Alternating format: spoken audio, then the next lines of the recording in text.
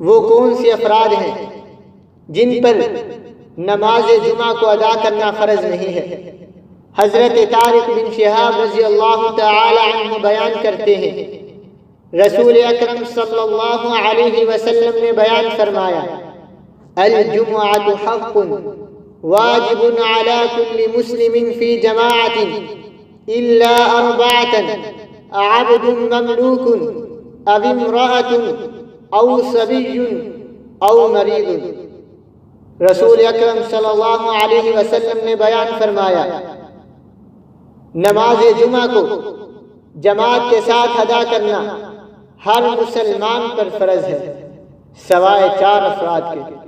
پہلے نمبر پر غلام پر جمعہ فرض نہیں ہے، دوسرے نمبر پر عورت پر جمعہ فرض نہیں ہے، تیسرے نمبر پر بچے پر جمعہ فرض نہیں ہے، چوتھے نمبر پر مریض پر بھی جمعہ فرض نہیں ہے۔ اسی طرح حضرت عبداللہ بن عمر رضی اللہ تعالی عنہما بیان کرتے ہیں، رسول اکرم صلی اللہ علیہ وسلم نے بیان فرمایا، مسافر پر بھی جمعہ فرض نہیں ہے۔ لہٰذا ان 5 افراد کے علاوہ باقی تمام افراد پر نماز جمعہ کو جماعت کے ساتھ ادا کرنا فرض ہے۔